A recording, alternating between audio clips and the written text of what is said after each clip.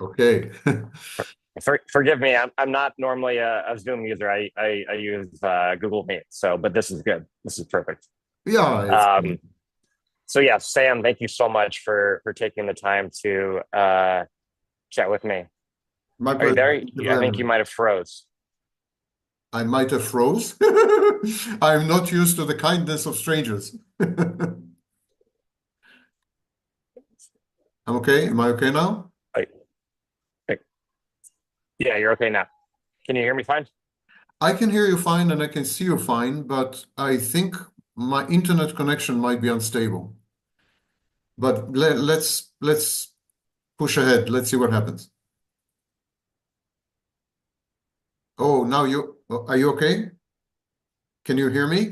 I'm okay. Yeah, Can you hear me and see me? yeah, I can hear. Yeah, I can hear you fine. Okay, we're good to go. Yeah. Let's go. Okay. Um, yeah, so I know you're an expert on the personality disorders, BPD and MPD, and I wanted to pick your brain about how they relate to gambling addiction. And so, first off, I wanted to just read some stats off about gambling addiction in the world to kind of set the stage for the discussion. According to the World Health Organization, about 12% of men and 6% of women globally have suffered directly from gambling harm, whether they themselves or through someone close to them. Um, and I've seen studies that show about 1 in 5 people with gambling addiction have attempted suicide, and as much as 80% of people with gambling addiction or gambling disorder, to be specific, have expressed feelings that they've wanted to die. So, a high rate of suicidal ideation among people with gambling disorder. And then in the US in particular, where I'm based out of, we found that half of people that engage in online sports betting, among all the people that bet sports online, about half of them have chased their losses, have tried to recover money that they've lost in a way that was dangerous to their finances and potentially their mental health. And 40% of online sports bettors have felt ashamed after gambling. And then there's another study that has shown that 1 in 5 US sports bettors have verbally abused an athlete in a public way, either at a game or through the internet. And that would not factor in any sort of abuse that would take place in private, screaming at the television or yelling, profanities at an athlete on the TV.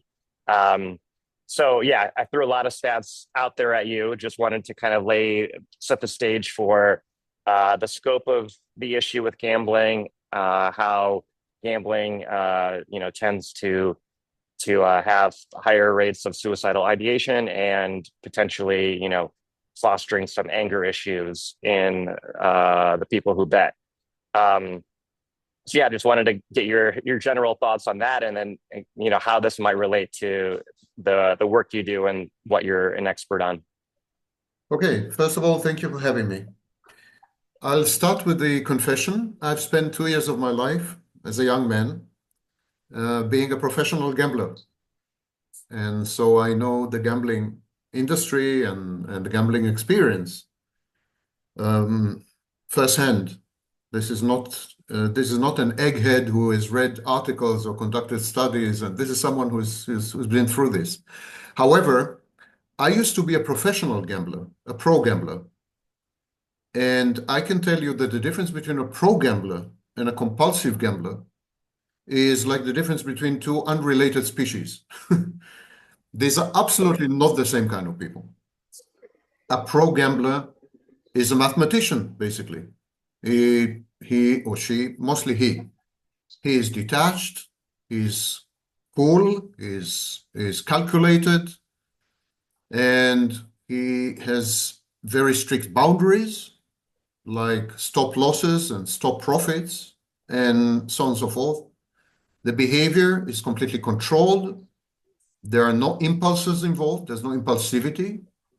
So the pro gambler is someone who tries to optimize a mathematical system involving usually probability in order to eke out a meager existence out of the experience in a casino. And a pro gambler who ends up 8 hours or 10 hours of gambling with 20% profit is a genius. Yeah. Whereas the compulsive gambler is an entirely different animal and shares nothing with a professional gambler. So I used to be a professional gambler, but I've spent 2 years observing these people in their natural habitat and ecosystem. Okay, you mentioned the phrase gambling disorder. It's a relatively new phrase. It was first introduced in the fifth edition of the Diagnostic and Statistical Manual, which is the diagnostic manual in use in North America, mainly, not only, but mostly in North America. Gambling disorder is not recognized by other diagnostic manuals, such as the International Classification of Diseases and others. However, compulsive gambling, problem gambling, gambling disorder have been described for decades and have been studied for decades. Initially, when I say we, I mean the profession. I'm a professor of psychology. Initially, psychologists believe that gambling is an impulsive behavior. It's about an inability to control an impulse which takes over and forces the hand of the gambler, so to speak. The gambler is hijacked by the impulse. Today, we know this is not true. Gambling is an addiction. It's what we call a process addiction or a behavioral addiction. It is not a problem with impulse control.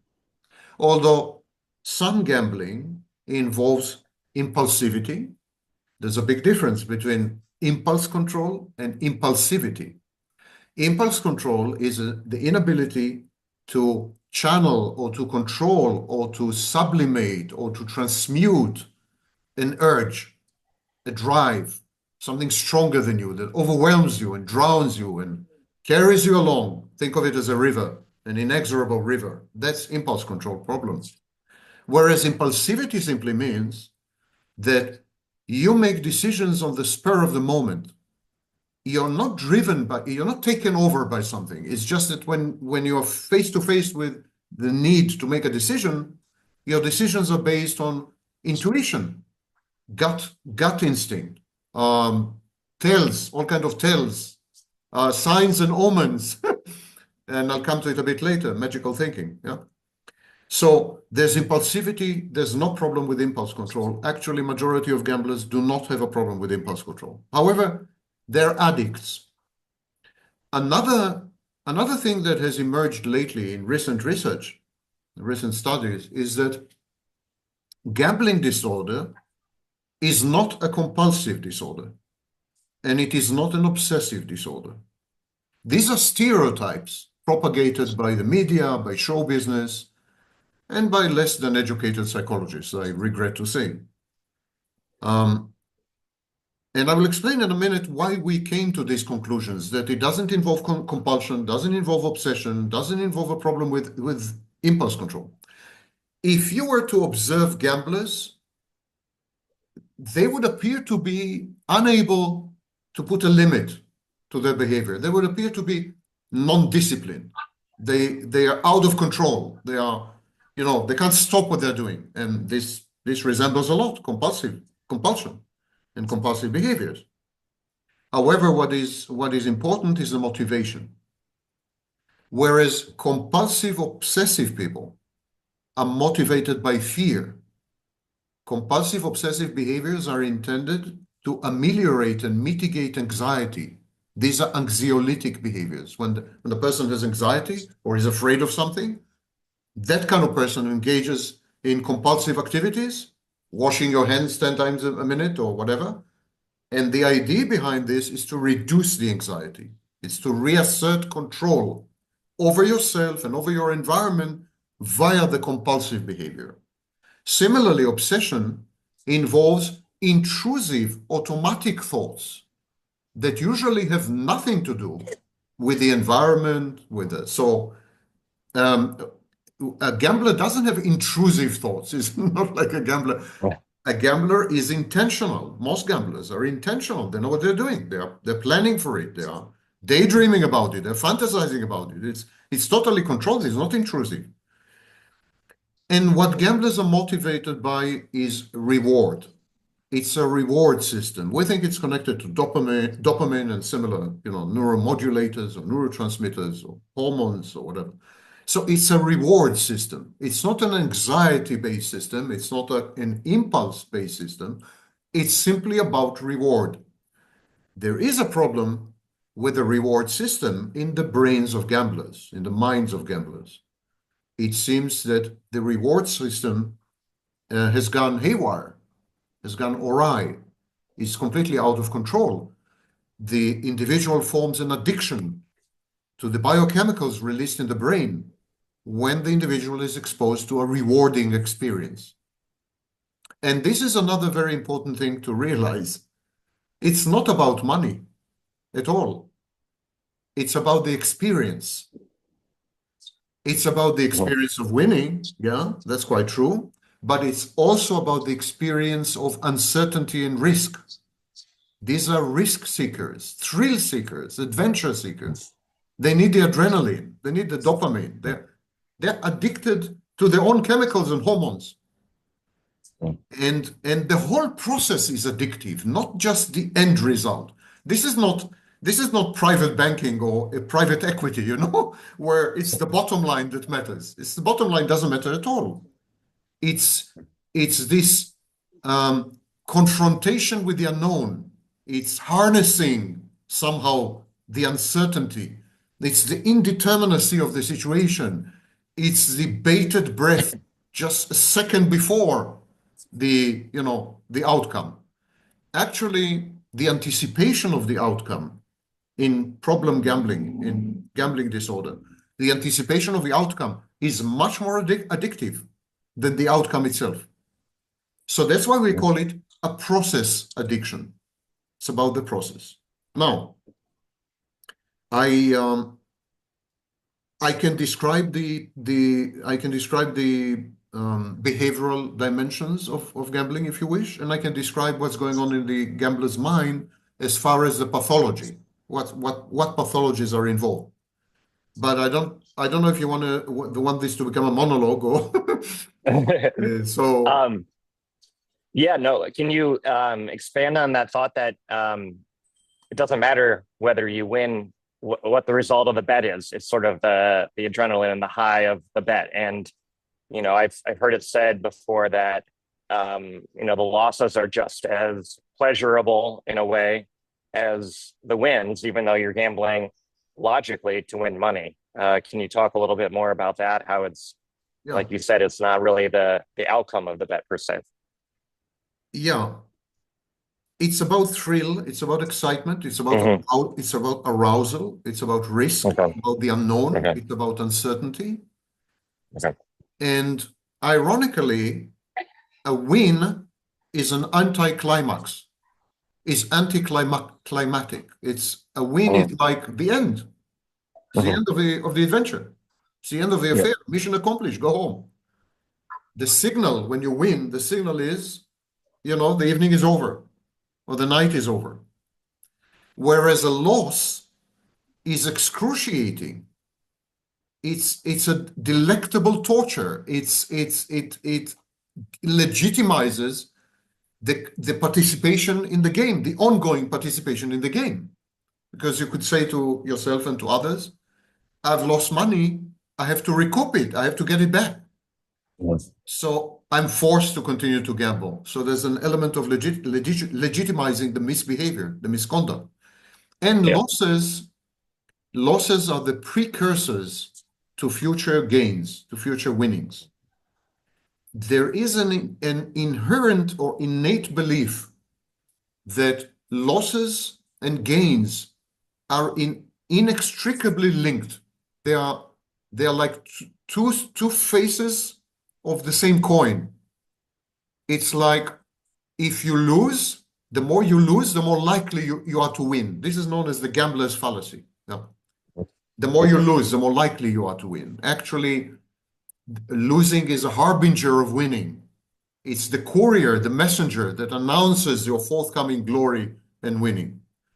And losses are also intense, emotionally intense. You feel much more alive when you lose than when you win.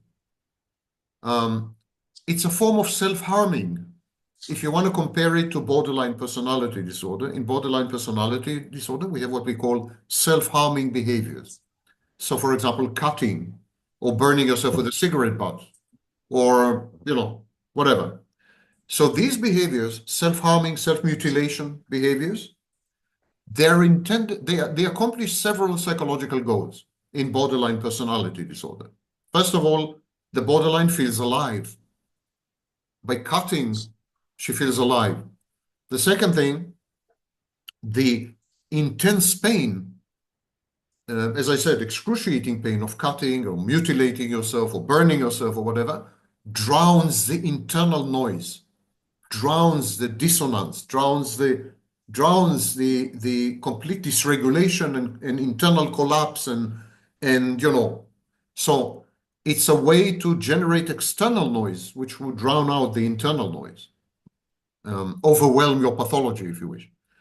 Now, losing money in gambling is a self-harming behavior, and it has exactly the same functions. It caters to exactly the same psychological needs. It makes you feel alive, and it drowns out the underlying anxiety and depression. It stands to reason, although we have no studies to substantiate this, but it stands to reason that most gamblers suffer from a depressive illness or anxiety or both. It stands to reason because we know with other addictions, substance addictions, that this is true. The majority of addicts are also comorbid. They also have depression and anxiety. So it's very likely that gamblers are the same. And the only way to shut the depression off, to switch off the anxiety, is to create a much greater anxiety outside yourself. To generate an environment or an event which would be so challenging, so risky, so dangerous that you simply won't have the time and the resources to focus on your misery and your anxiety because you're too busy surviving, And losses in this sense are psychologically much more meaningful and much more useful than winnings. And so the addiction is actually to loss, to self-harming, to self-mutilation.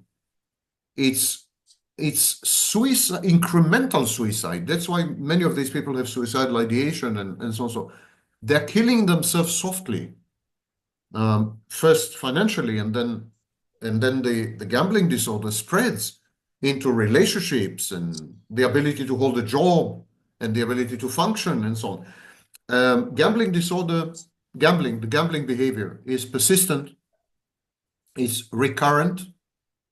It consumes not only money, but time. There's a huge amounts of time consumed. And because there's a lot of time consumed by the disorder, there's very little time left for intimacy, for relationships, for job functioning, for holding a job, for anything else, for education, you name it. The disorder takes over, it's cancerous, it mutates, it metastasizes, and consumes the gambler. The gambler, therefore, becomes an instrument of the disorder, an extension of the disorder, and the disorder supplants the gambler. It's no longer a gambler with a disorder, it's a disorder with a gambler. And it leads to severe impairment in reality testing, the ability to perceive reality. We'll come to it a bit later. Impairment in functioning. And this, of course, results in distress. There's a lot of distress, not only shame and guilt, but also fear and so on. So whereas compulsive obsessive disorders start with fear and end with behavior, process addictions start with behaviors, misbehavior, that leads to shame and guilt and anxiety and fear. So the emotions here are the outcome, not the cause. And yet we find in many studies that gamblers are even more distressed and more depressed and more anxious when they are not gambling, when they're prevented from gambling. We can therefore say pretty safely that gambling behavior, the act of gambling, is antidepressant and is anxiolytic. The gambler self-medicates with gambling. That's the only way he knows how to reduce anxiety, all-consuming anxiety and depression. And that is why gambling is an escalating behavior. The gambling tends to escalate. The clinical term is telescoping. There's a telescoping in behavior. The behavior explodes literally. So you start small, and then you lose control, and it consumes your totality, your entire life. And this is called telescoping. I would make one last comment. Many gamblers are manic in the sense that they suffer from bipolar disorder, or one of the bipolar disorders. It's a family. And then in the manic phase of the bipolar disorder, they gamble. This is not considered a gambling disorder. This is not considered problem gambling. It's considered a reckless behavior. So in borderline personality disorder, in bipolar disorder, and so on, in narcissism, narcissistic personality disorder, and above all in psychopathy, psychopaths, they have manic phases where they perceive themselves as godlike, immune to the consequences of their actions, possessed of impunity, infinite impunity, untouchable, invulnerable, and then they gamble. And they fully expect to win endlessly. They fully expect to be on a winning streak. And they get very aggressive, very violent when they don't, and when they end up inevitably losing. And so we differentiate between manic and non-manic gambling. Only non-manic gambling is actually a gambling disorder. So this is general overview.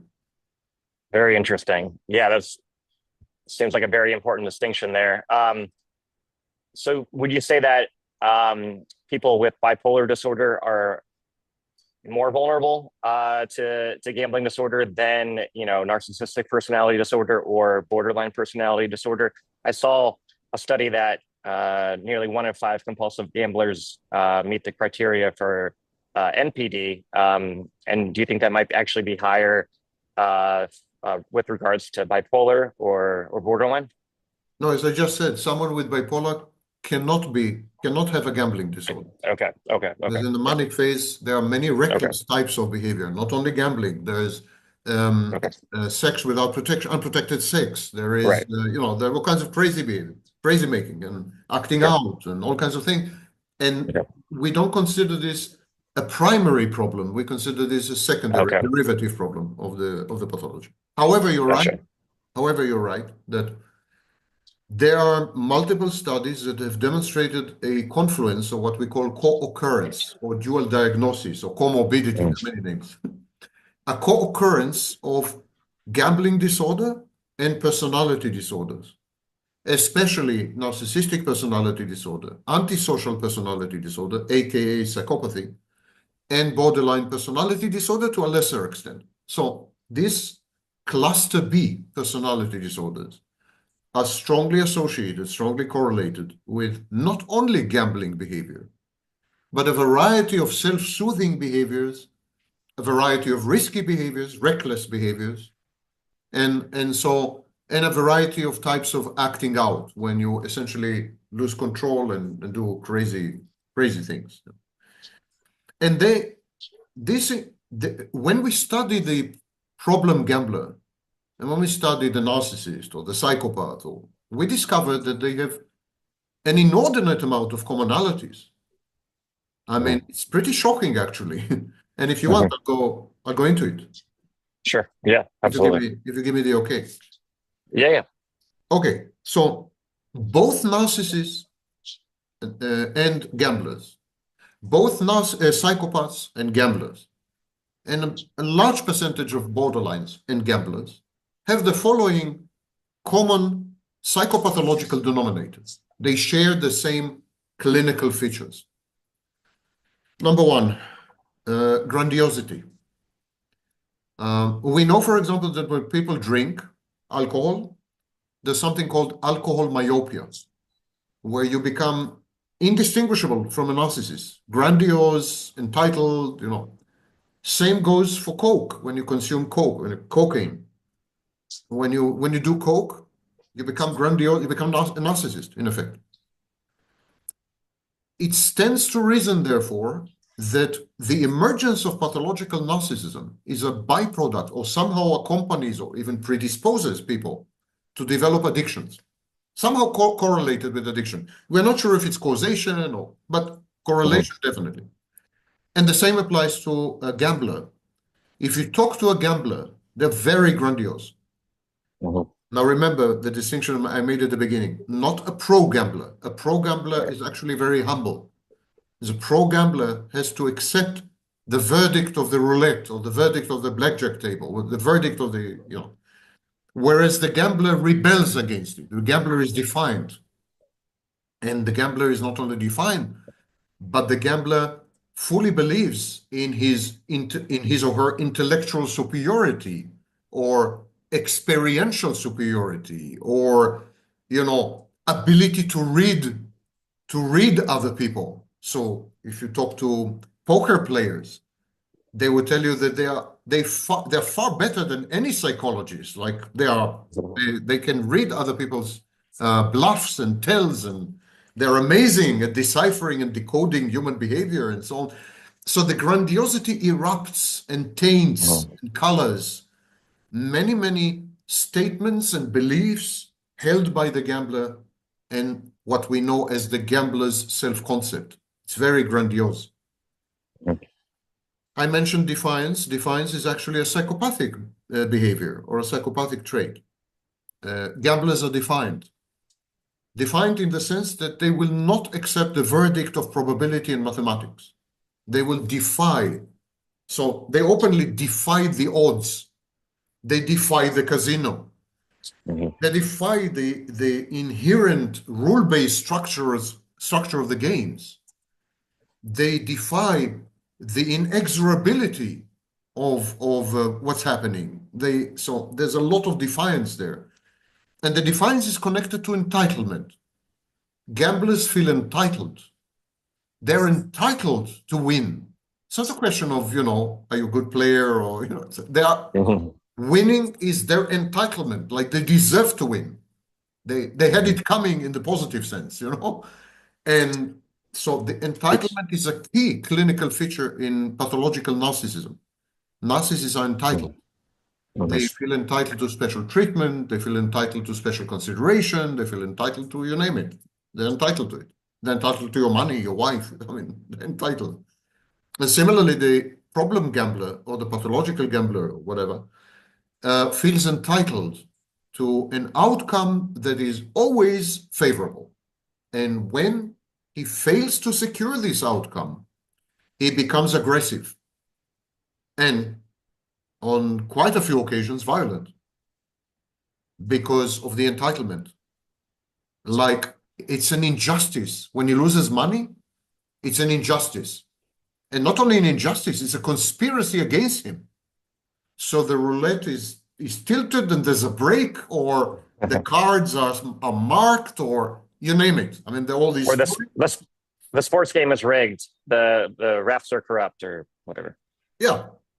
The deck, too many decks, too few decks, or the player next to you is an idiot, and he effed up your game and so on. So we call this alloplastic defenses. Alloplastic defense is when you refuse to accept responsibility for the outcomes of your decisions and choices and attribute adverse outcomes to others, to circumstances, or to outright cheating and conspiracy, which usually is attributed to envy. So there's what we call conspiracism. Everything I'm describing applies not only to gamblers, but chiefly and mainly to narcissists and psychopaths, and to a lesser extent borderlines. So you're beginning to see the affinity between these disorders. Next is lying. Gamblers lie all the time. That is common with all junkies. That is common with all addicts. Addiction and pathological lying go hand in hand, like an unbreakable couple, a romantic relationship there. Gamblers lie all the time. They lie not only to others, there's a strong element of self-deception. There is also selective memory and dissociation. In other words, gamblers forget. There's amnesia. And when they do remember, the memories fit into a fantastic narrative that has little to do with reality. It's counterfactual. So there's a lot of that going on. Many of these apparent lies are actually not lies, but they're what we call confabulations. They are stories and narratives that are intended to make sense of what has happened, to imbue what has happened with meaning, and to provide purpose and direction. These are not lies in the sense that the liar believes in these lies. So it's not exactly lying. And it's very, very common in gambling. It's very common in narcissistic personality disorder, borderline personality disorder, whereas the psychopath is a cunning, scheming liar. The psychopath gaslights you. Psychopath simply constructs a fantasy, but he knows the difference between fantasy and reality. The gambler doesn't. The gambler doesn't, and in this sense, gamblers are much closer to narcissists than to psychopaths. They do construct all-consuming, all-pervading fantasies, and then they fall for these fantasies. They believe in them. They propagate them. They immerse themselves in them. They use these fantasies to explain what is happening around them and to them, and then they try to convince others that these fantasies are not fantastic at all, but they're actually an accurate description of reality. For example, we know that gamblers tend to forget losses. They dissociate losses. And consequently, they have a completely distorted view of how the evening went.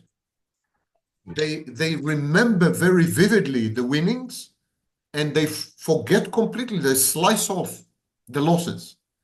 And they get a very distorted view of risk to reward ratio, which impacts the decision-making adversely. There's the element of risk-taking or risk-seeking, thrill-seeking, seeking arousal by risking self-harm. And this is very common with psychopaths. Psychopaths are risk-takers and thrill-seekers and adventurers, and you name it. And so in this sense, gamblers are psychopathic. In this particular narrow sense, they're psychopathic. They are addicted to sensations. They're addicted to thrill. They get aroused by risk and danger. The risk and danger of losing your money time and again. And all of them engage in what is known as magical thinking. Magical thinking is a primitive psychological process which is common between the ages of 18 months and 36 months. Some people carry it forward to the age of 6 years, but it's unheard of after 6 years. I mean, among healthy, normal adults, it's unheard of. Magical thinking is the belief that your wishes, your cognitions, your thoughts have an impact on the environment. That if you just wish for something to happen strongly enough, it's going to happen. That if you just want something, with all your being, if you want something, you're going to get it. That the universe will rearrange itself, or the casino will rearrange itself to cater to your dreams and fantasies. Why? Because they are intense, because they're all-consuming, because you're in it in an uncompromising manner. So this is magical thinking. And also the belief that thinking, cognitions, thought processes can somehow break the code. Like the belief that you can invent systems to break the casino or to break the roulette or whatever. These are known as martingale. Martingale is kind of system. This whole subculture of systems, like I have a system to break the roulette, I have a system in blackjack, I have a system. This whole culture is magical thinking, of course. There are no systems. It's nonsense.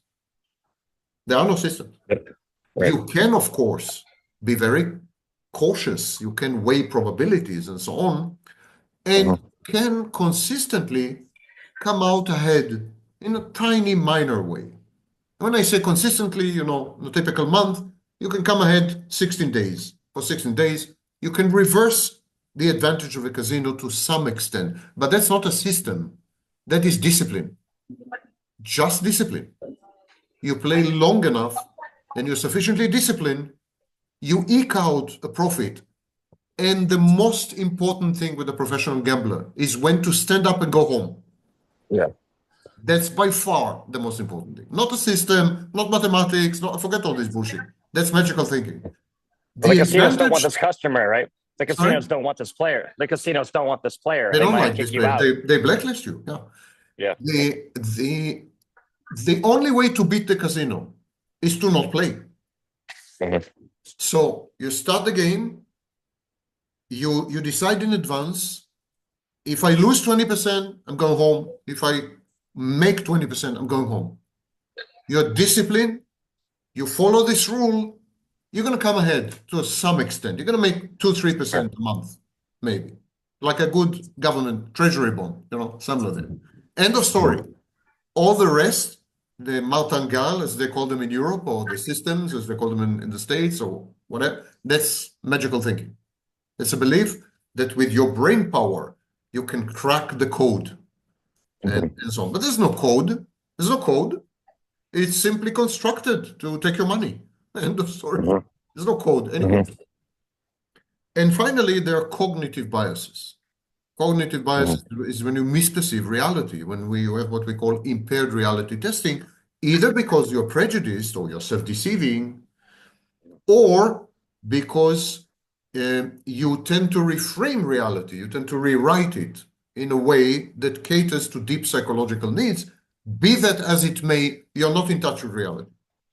So this is known as cognitive biases. So an example of a cognitive distortion would be grandiosity, where you think that you're godlike, whereas reality begs to differ, in most cases, begs to differ. So this is a cognitive distortion.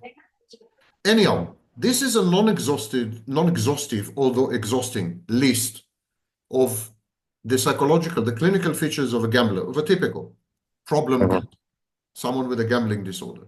And you're very right. It is literally indistinguishable from a list I would construct for a narcissist or a psychopath or a borderline. So yes, I think there is a huge confluence, a huge overlap between these. I think gamblers are people who believe that they're entitled to special treatment by the universe. They misidentify money with love. When they win, they feel loved. They feel accepted by the universe again. The process of losing and winning is addictive to them because it involves grandiosity and magical thinking and all these sick dynamics. And losing is also a form of self-harming, so it makes them feel alive. It drowns out the depression and the anxiety. It's all very sick. It's a sick process. It's even to some extent more sicker, more pathological than other addictions. Because, for example, imagine that you're consuming drugs, you're doing drugs, or you're drinking, you have a drinking problem, or whatever. Yes, it's going to impact you, it's going to impact people around you, it's a form of self-harming, but everything else I've mentioned is minimized. If you're an alcoholic, it doesn't much involve magical thinking. It does, there's not many cognitive biases. It's like alcoholism is addiction 101, whereas problem gambling is addiction 301 or 401 or whatever. It's an advanced form of addiction because exactly as you said, because it takes a free ride on underlying problems, mental health problems, such as personality disorder. It piggybacks on personality disorders and amplifies them. And it's an outlet for personality disorders. Whereas a typical narcissist, for example, would be grandiose in a party or at the office or in his family or in church or whatever. The gambler would harness his grandiosity and then proceed to spend all his money and to borrow other people's money because he believes he's God and God can never be defeated and God deserves the best and only the best and so on. It's really dangerous because I think gambling addiction, there are others, by the way, not only gambling addiction, but these process addictions are very dangerous because they make use of the sick energy of other mental health issues. They're not isolated, like the alcoholic is grandiose a bit, but you could have an alcoholic who is not a narcissist, definitely. There are quite a few of them. And whereas in process addictions, it's the four horses of the apocalypse. They're all collaborating. So it's really, that's why gambling addiction is thoroughly destructive to oneself, to one's family, to one's, absolute devastation. A wasteland leaves nothing behind. Yeah, truly insidious. Some of these betting apps, they have trackers to help you remember your losses and your wins. They allow you to see your chart over time, the up and down, and usually it's down. But I think with pathological gamblers, people suffering from gambling disorder, they're not either looking at this or it's another thing to have amnesia for, right? These trackers are not effective for people that are deep into this. Can you talk about some of these tools that are used to promote quote unquote responsible gambling, which is kind of a industry marketing term to keep people gambling? Responsible drinking is the parallel, but I think with responsible gambling, it can be even more misleading. So there are all sorts of tools, especially in the world of online gambling, to try to give people more a stronger memory of their past gambling behavior, but it doesn't seem like it's effective for quite many people. Responsible drinking can be done only by responsible people. In other words, the people who drink responsibly don't need responsible drinking aids. The people who gamble responsibly, and there are such people, don't need responsible gambling aids, and they don't need trackers or all this nonsense. They don't need all this. This is make-believe, complete make-believe. Either you have innate discipline, and then you don't need any of this, or you don't have innate discipline, and none of this works. Listen, when we're talking about gambling, we imagine casinos and poker games, smoke-shrouded poker games or what have you, but there's gambling everywhere. For example, there's something called technical analysis. Technical analysis is an attempt to predict future prices of stocks, commodities, you name it. And they have these pseudo-mathematical techniques where they analyze graphs. They have candles and candlesticks and momentum and I don't know what other types of nonsense. It's complete unmitigated balderdash. It's nothing to do with reality. I happen to have a PhD in physics, so I feel comfortable to say this. And yet, serious people, including Wall Street firms and banks, they use technical analysis to predict prices, and they bet money on this. That is absolutely problem gambling. It's absolutely an institutional gambling disorder. And I give you one example. There's only one example. Gambling is everywhere. And what's common to all these phenomena, technical analysis, casinos, backroom poker games, what's common to all these phenomena is the grandiose belief that you can crack the code, which is a form of magical thinking, not grounded in reality, divorced from reality, fantastic, childish, infantile. And when it is coupled with other dynamics, for example, suicidal ideation in borderline, or entitlement in narcissism, when it's coupled with these, it really has catastrophic outcomes. And I mentioned technical analysis in finance. I mentioned technical analysis in finance. You have gambling in healthcare. You have gambling in the army, like in the military. Gambling is everywhere. It's disguised with pseudoscientific jargon and lingo. It's pseudoscience of some kind, but it's gambling. It's absolute gambling. So what I'm proposing is that gambling is an organizing principle of our society because we are risk averse, ironically. Whereas the typical gambler is a risk seeker, thrill seeker, sensation seeker, and gets aroused by losing money and self-harming. The rest of society is addicted to gambling because they misinterpret gambling as risk management. They misinterpret gambling as a way to actually control risk, mitigate risk, harness risk. So you have in banks, for example, you have something called value at risk models, VAR models. These are mathematical models that predict the future behavior of lending portfolios, portfolios of loans and credits. These models are a form of gambling. And as we have witnessed in 2008 and 2009, when crash, all loans went bad simultaneously. So these models are useless. They're complete, unmitigated nonsense. They're a form of institutionalized gambling. So I would make a distinction between individual gambling and institutional gambling or collective gambling. We gamble collectively because it gives us the illusion that we are reducing risk somehow, or making sense of it, or able to anticipate it, or somehow reduce it. This is the collective aspect, whereas individuals are exactly the opposite. They're gambling in order to enhance the risk, to confront the risk, to enjoy the risk, to bask in the risk, to get aroused by the risk. And this is why it's very confusing to people, because that's not gambling. Like if we construct a model in a bank that will predict how loans will behave, what we're doing, we're reducing risk, aren't we? No, we are not. We are not. We are anesthetizing ourselves. We are putting ourselves to sleep.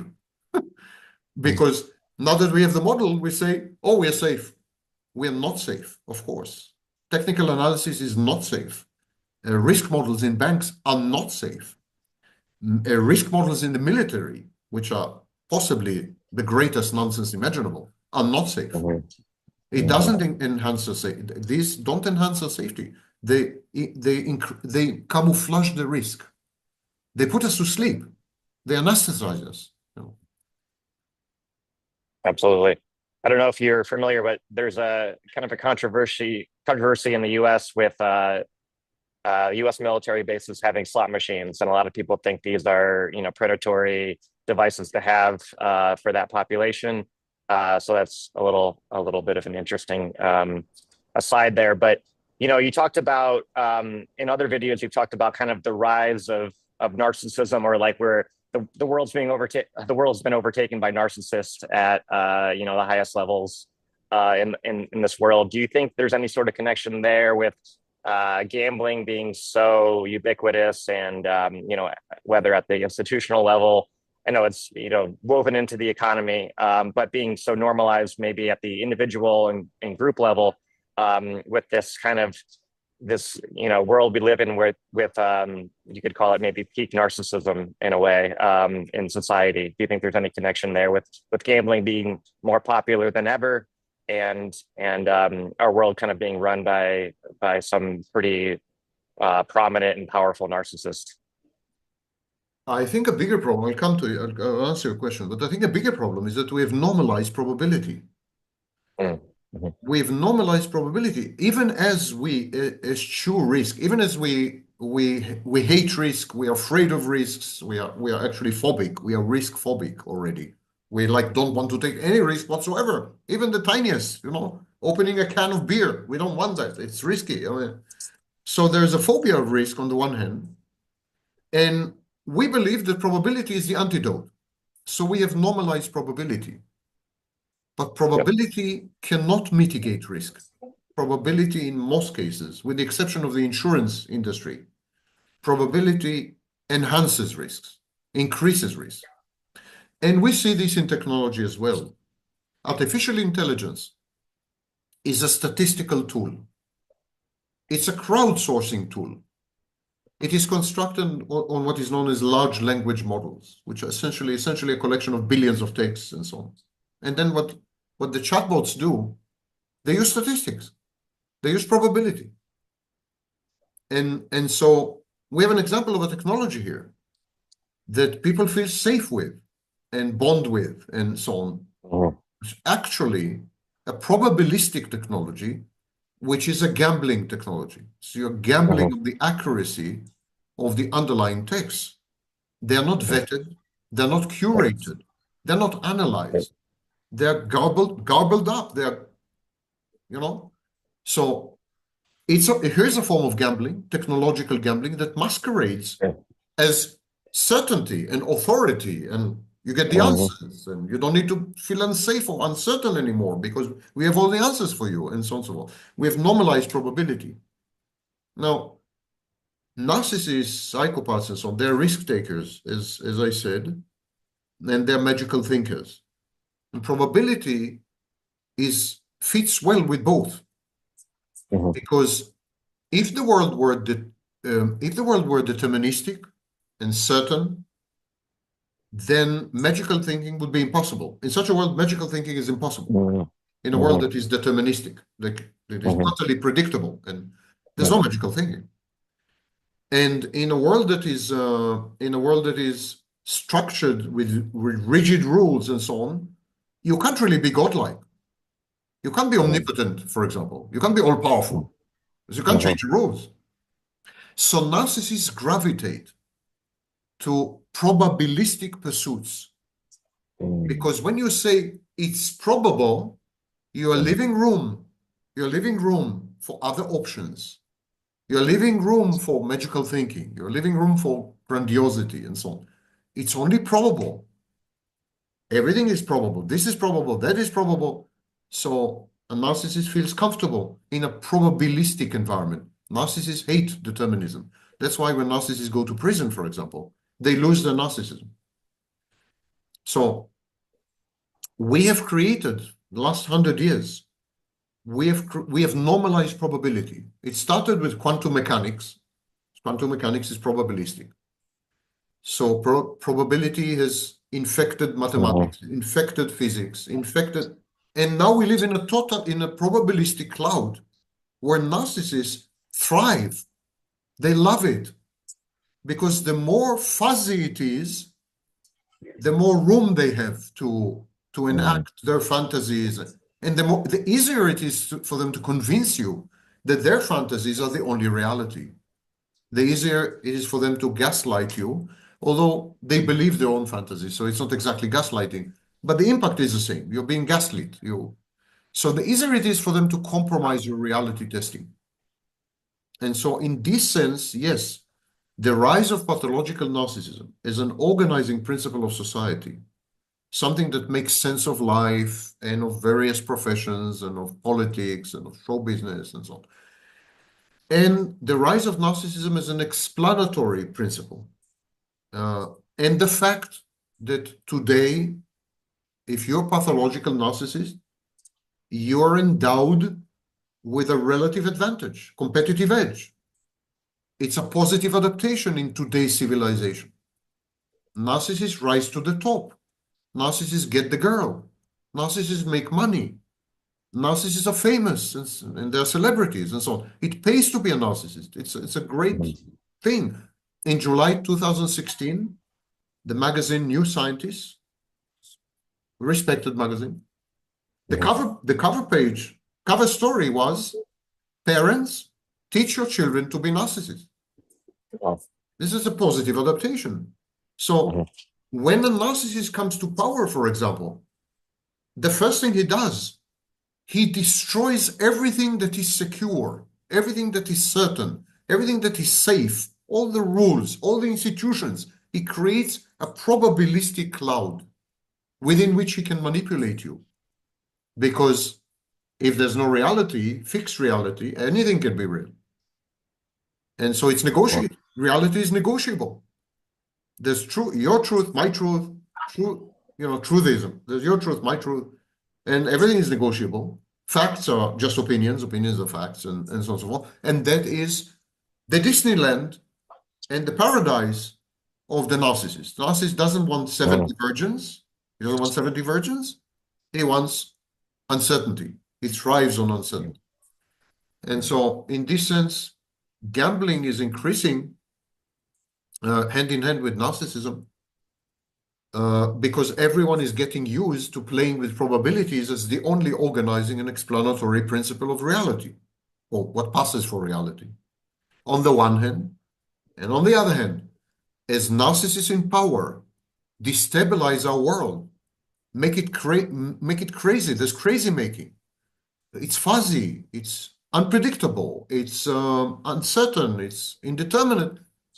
You try to defend and protect yourself by engaging in gambling that appears to ameliorate risk or to mitigate risk. For example, technical analysis in the stock exchange, or value at risk models in banks, or risk models in the army, in the military. These are all desperate attempts to regain certainty, to counter probability, to harness risk, to kind of cage the animal.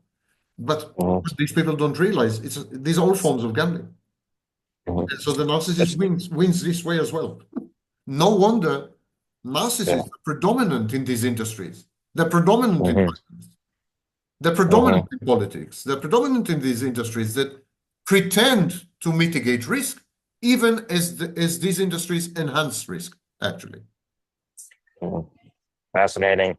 Yes, it seems fitting that the head of the U.S. is a former casino owner. Sometimes I forget that fact. Absolutely. Yeah. Would you say, and given finance? I mean, taking loans, credits, this real estate. Real estate is a branch of finance, of the finance industry.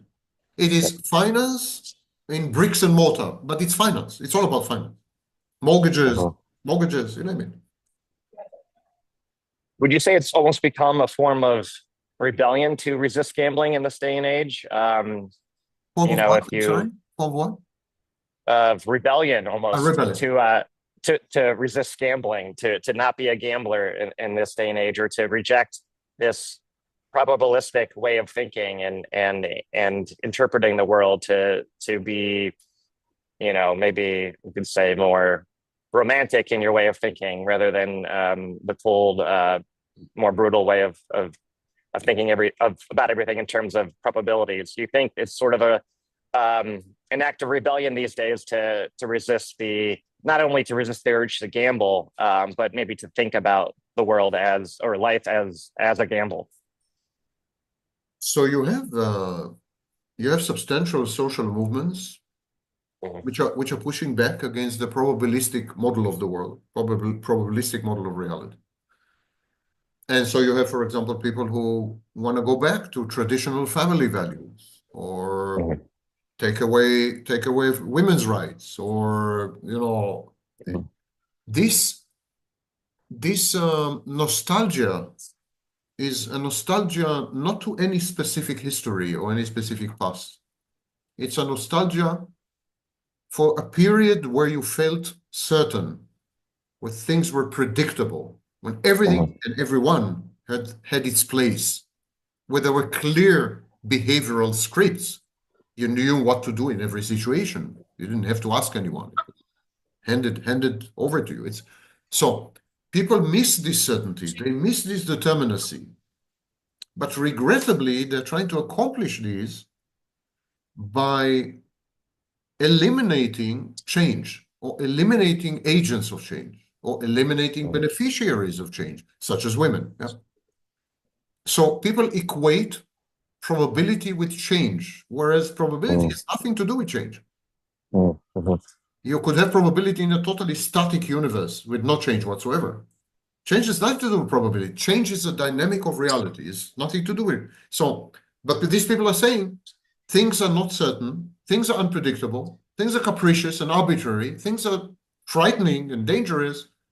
And the only way to prevent all this from happening is to freeze change. Like to freeze. It's a freeze reaction. We have in psychology, when you're confronted with a threat, you freeze, you fight, you flight, Like these are the reactions: freeze, fight, flight, and fawn. These are 4 reactions. So these people choose to freeze.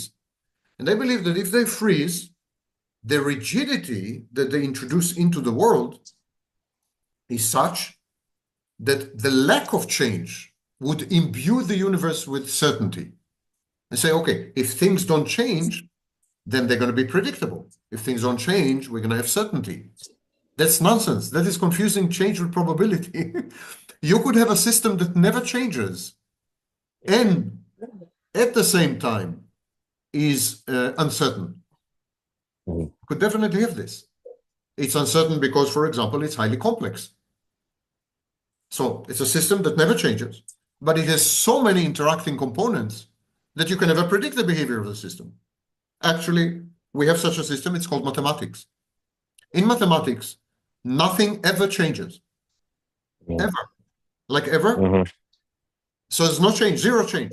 However, it is so super complex that mathematics is always indeterminate.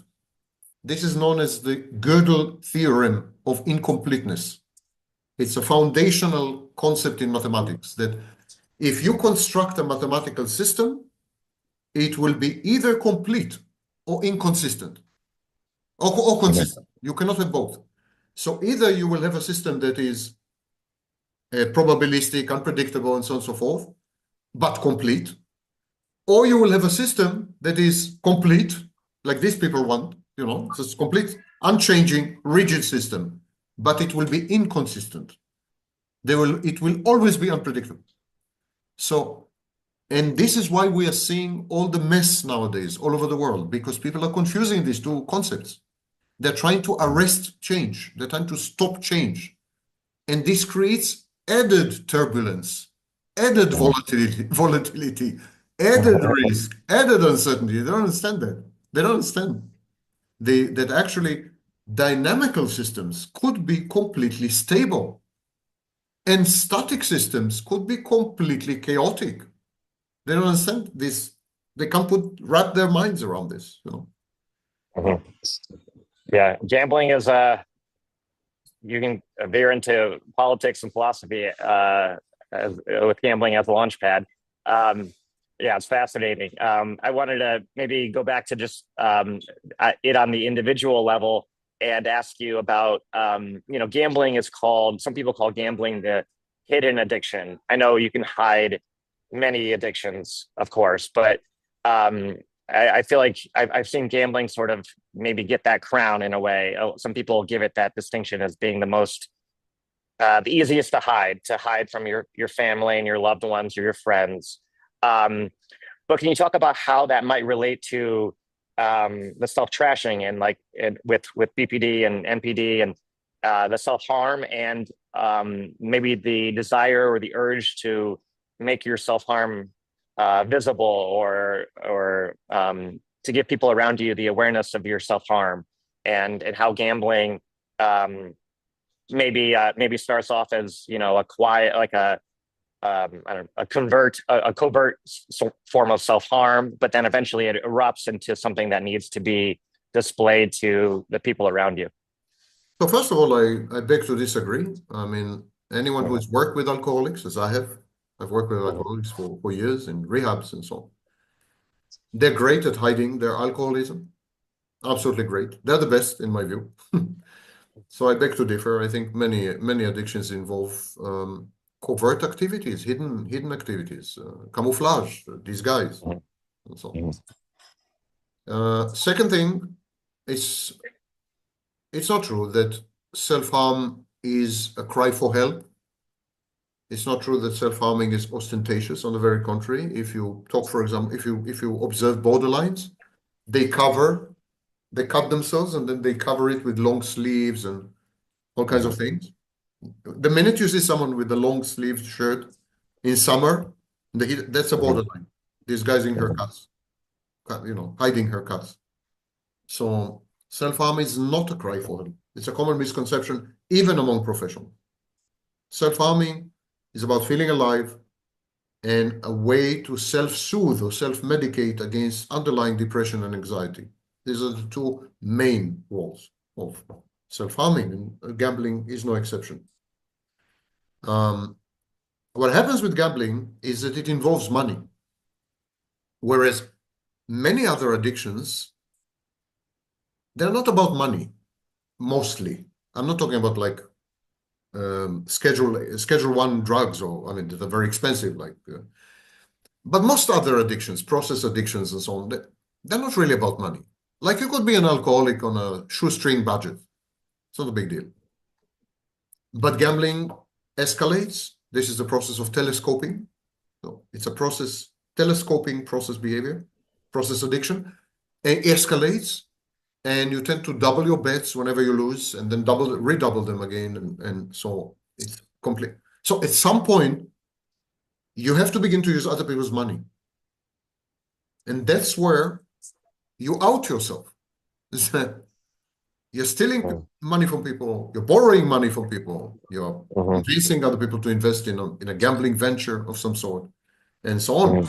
That's why it's very difficult that's why the self-harming in gambling becomes evident, but it's not ostentatious. It's not like the gambler wants other people to know that he or she is in trouble and is asking for help. It's just that gambling is a fire. It's like a fire, forest fire, a bushfire. It consumes immediately everything and everyone around it. Whereas other addictions are not telescopic addictions. They don't proceed that way. They actually, for example, in many addictions, we have a very, very long plateau of behavioral plateau. So, for example, a typical alcoholic escalates over decades, over years. Like a typical alcoholic would drink 1 glass a day, then a year later would drink 2 glasses a day, and maybe 5 years later will escalate to 5 glasses a day. And similarly in smoking, people usually end up on a certain level, and they keep this level for decades. Like they escalate initially from 1 cigarette to 10 cigarettes, but then the rest of their lives, they're going to smoke 10 cigarettes. They're not likely to escalate to 2 boxes of cigarettes and then to 20 boxes of cigarettes. Like there's no, it's not. Whereas in gambling, you can start with $1 or $10, and the next day you are in for 100, and the next month you're in for like $1 million.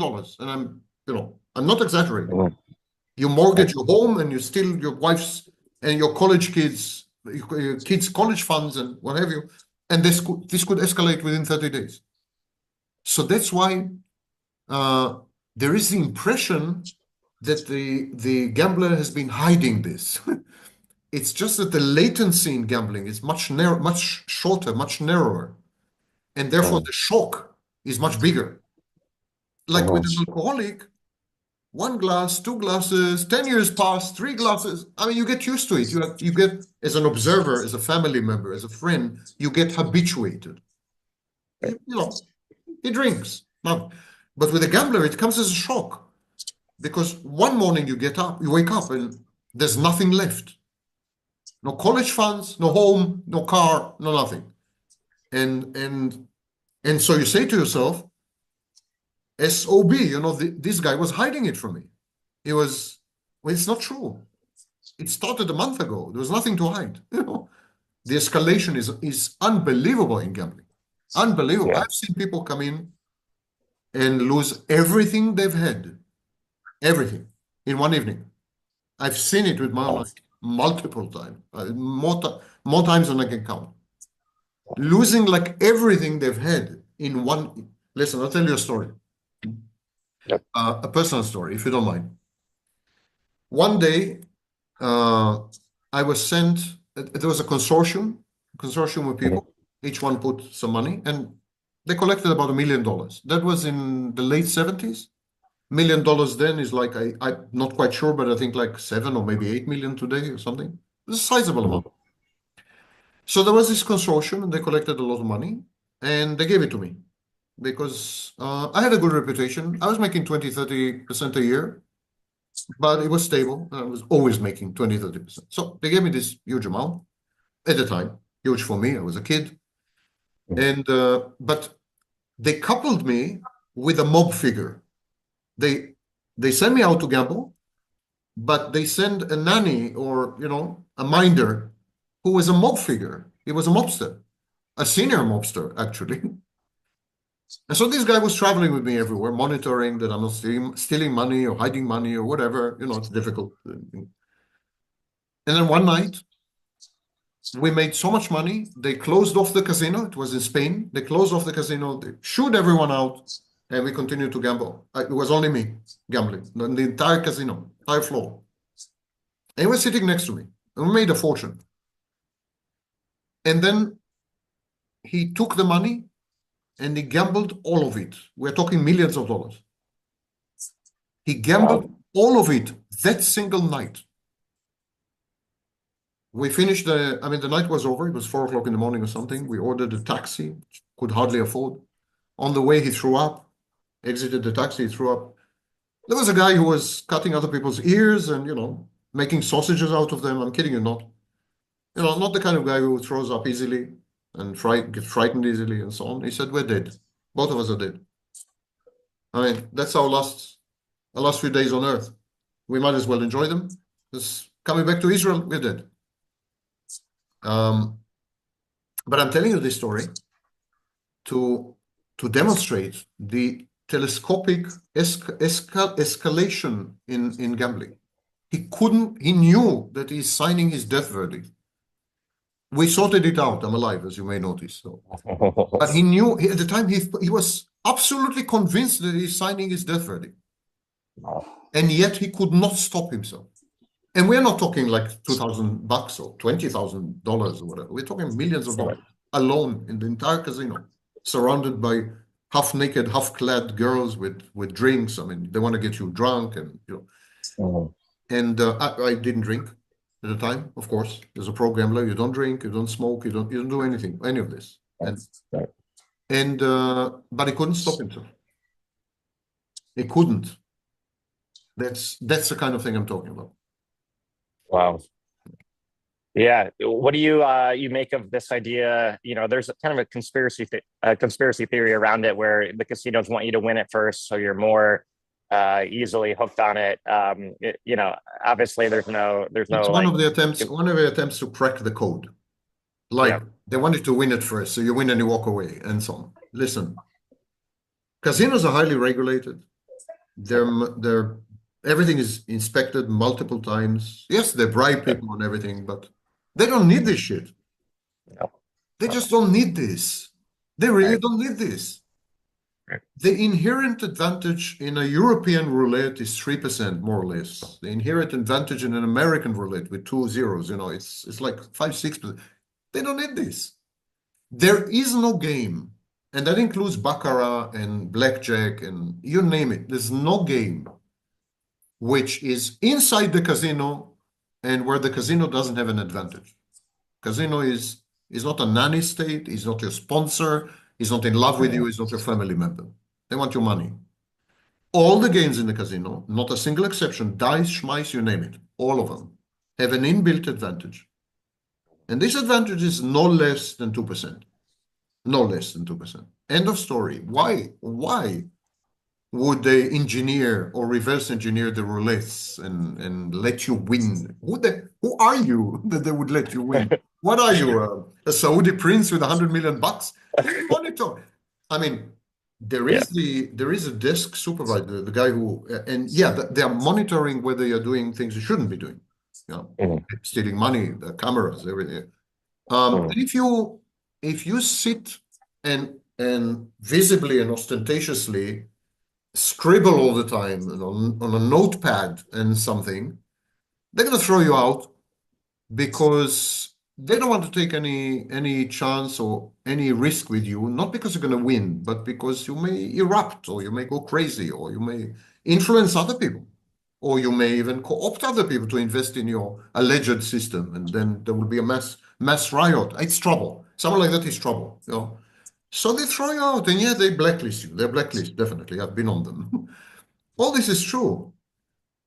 But why would you risk your license, your livelihood, and just when you have a guaranteed return on investment of a minimum of 2% per night?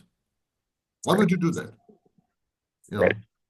Doesn't make any sense. So it kind of ties back into the grandiose thinking where the universe kind of revolves around you or the casinos have a special, you have a special place in the casino. Yeah, that makes sense.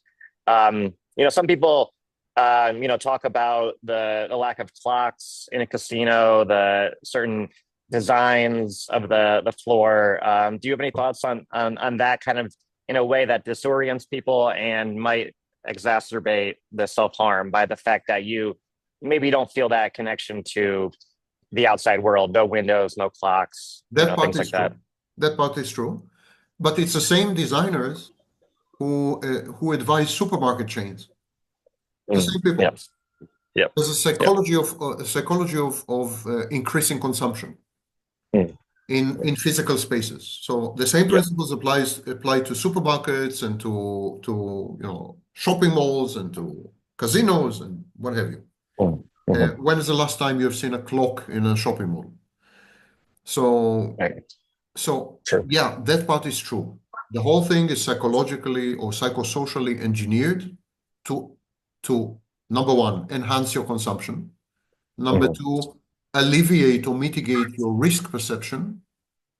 Number three, uphold and enhance and buttress your magical thinking. mhm, Number four, disinhibit you. There's a lot of disinhibition. For example, there are half-naked girls, there are drinks, mhm, the mhm, restaurant is not far away because, for example, people who eat just eat, they don't drink anything. They're much more sleepy afterwards.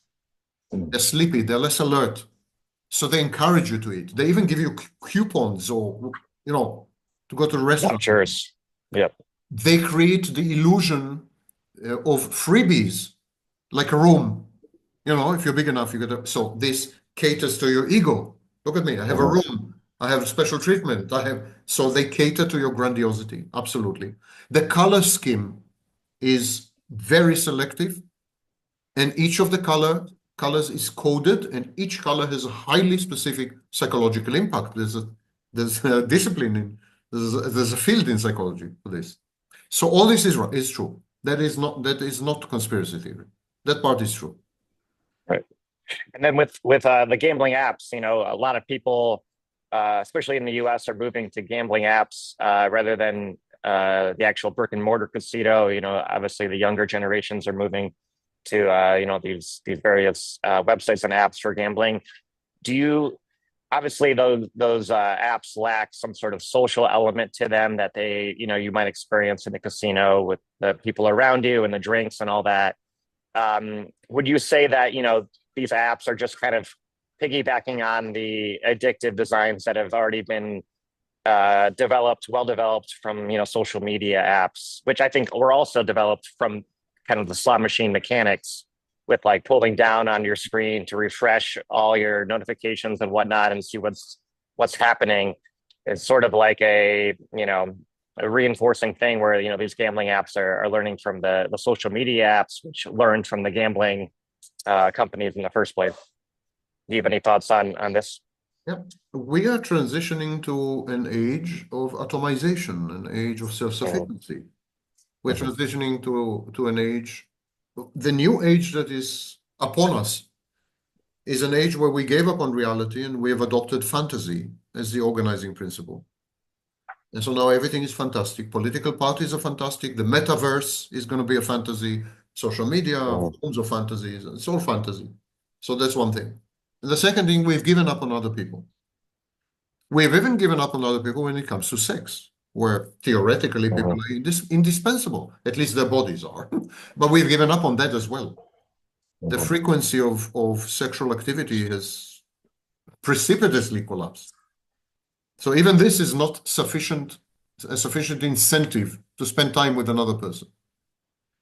So the new age is going to be atomized. You're going to be all by yourself. You're going to be self-sufficient, technologically and otherwise. And you're going to be immersed in fantasy, or other people are absolutely unnecessary. They're even, I would say, obstacles or hindrances. And I think dating apps and gambling apps and they all cater to this newly emergent world.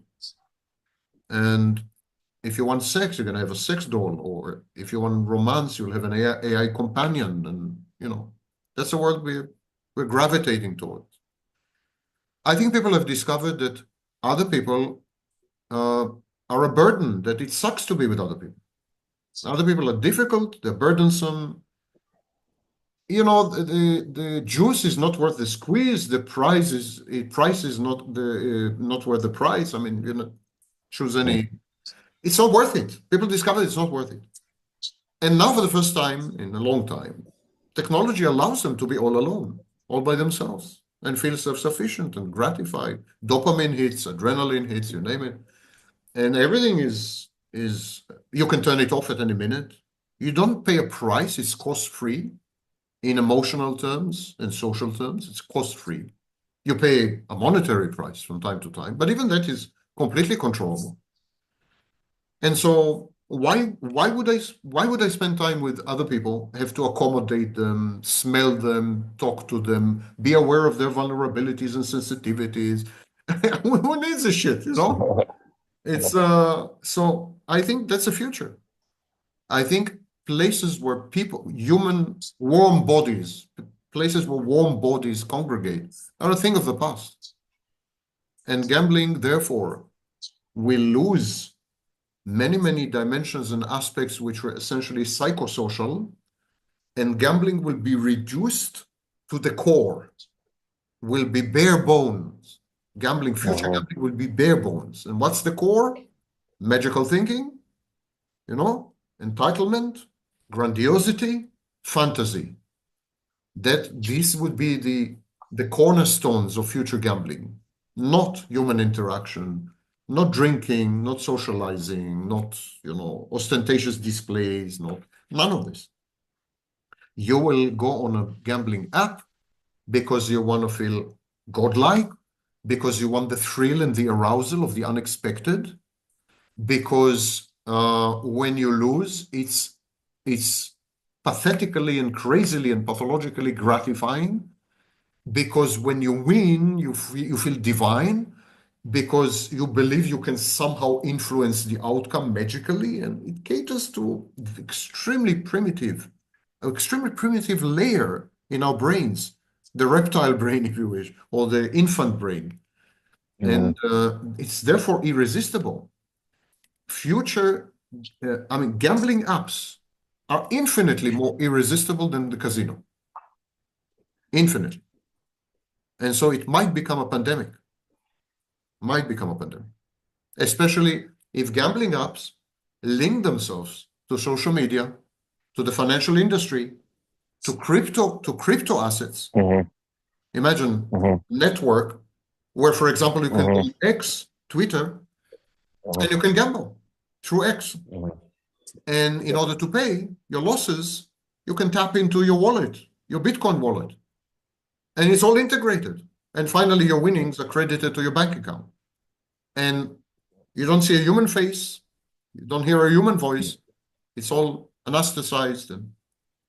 And so imagine such a world. I think that's the future of gambling. Gambling is going to become integrated with multiple other platforms that are all intended to isolate you, atomize you, and convert you into 1,000% consumer. No other dimensions. If you're on Facebook, on Instagram, on TikTok, and you have a wife, that's bad for business.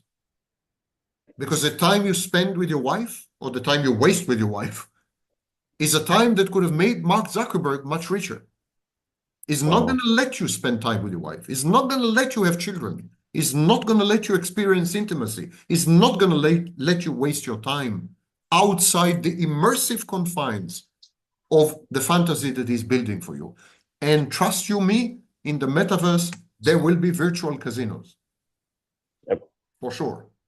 Absolutely.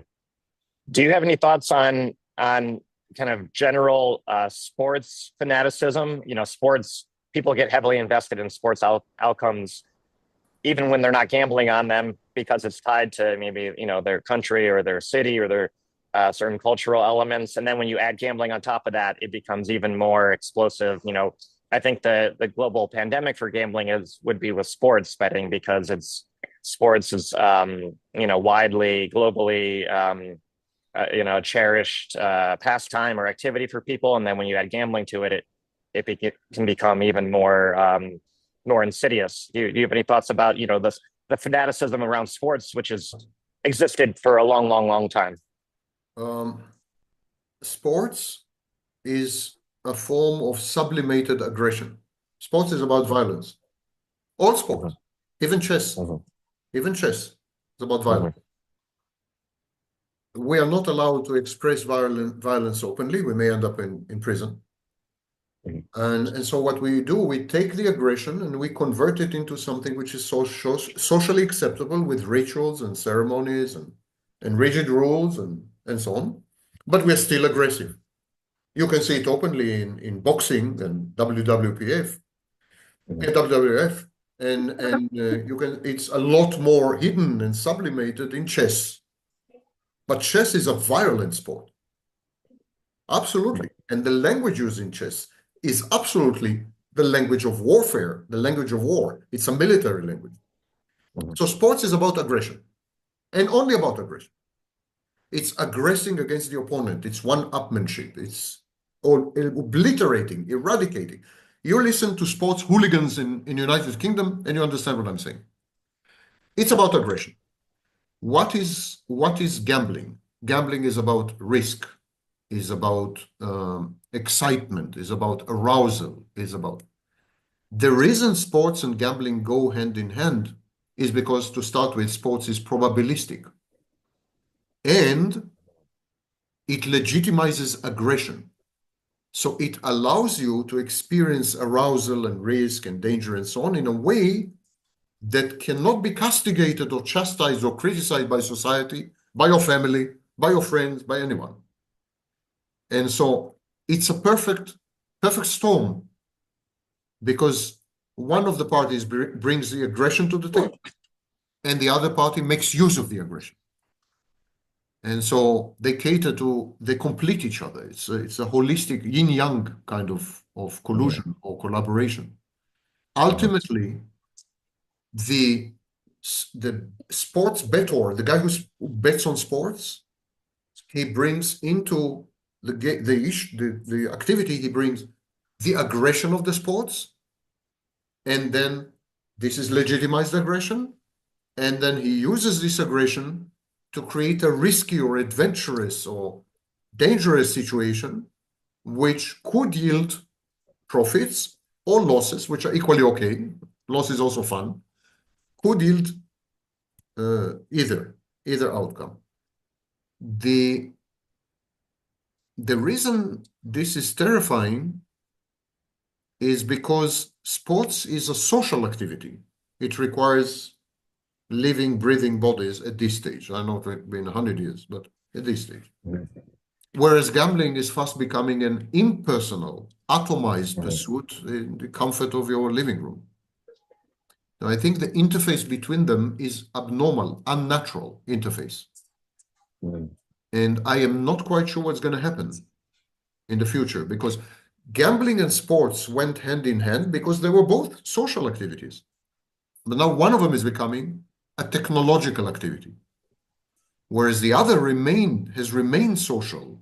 The other is Neanderthal. It's a Neanderthal activity, whereas gambling is high tech, is cutting edge. So I'm not quite sure whether it's going to sit well in the future. I'm not quite sure.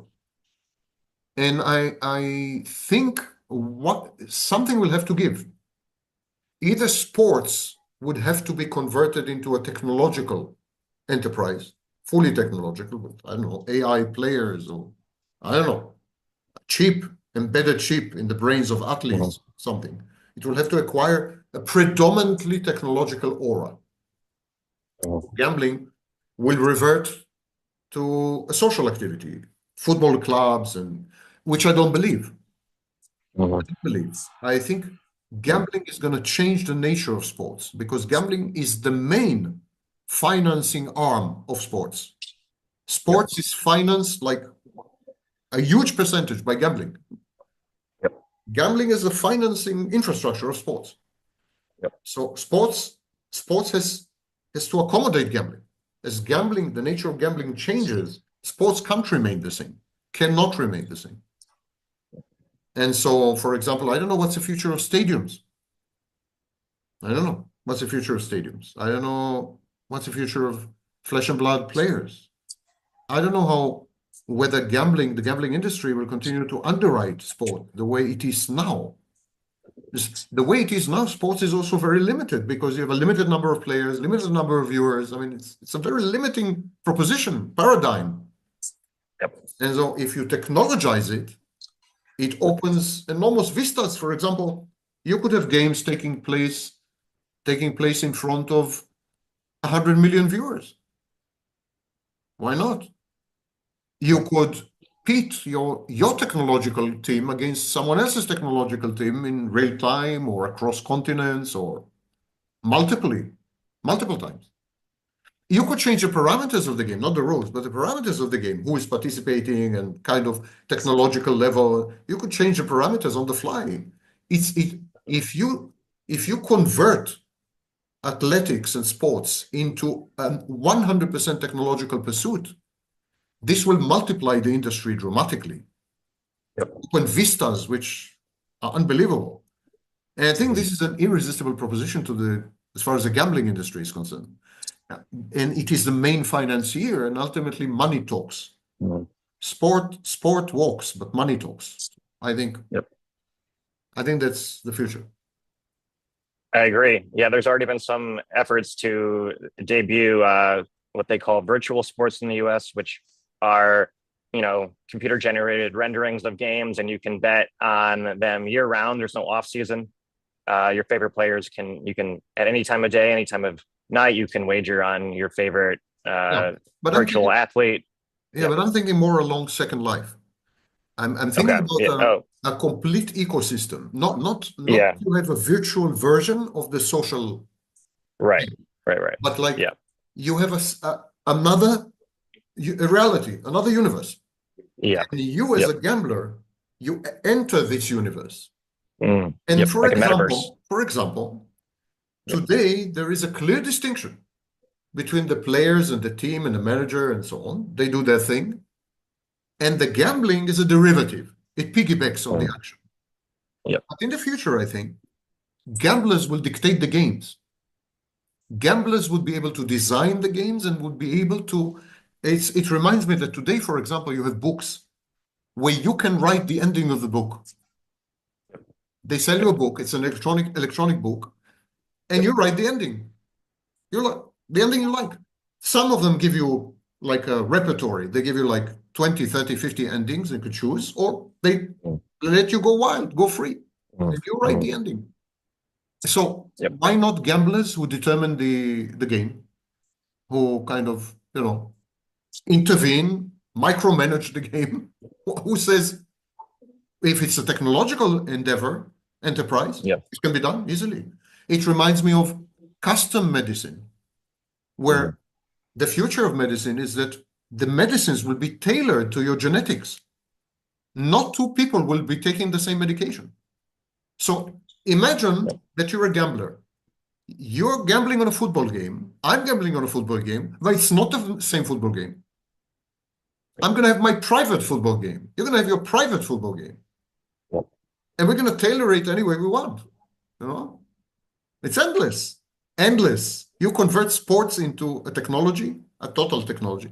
I mean, this will become the greatest, hugest industry imaginable. Like, it would dwarf the military, it would dwarf pharmaceuticals, everything. It's nothing.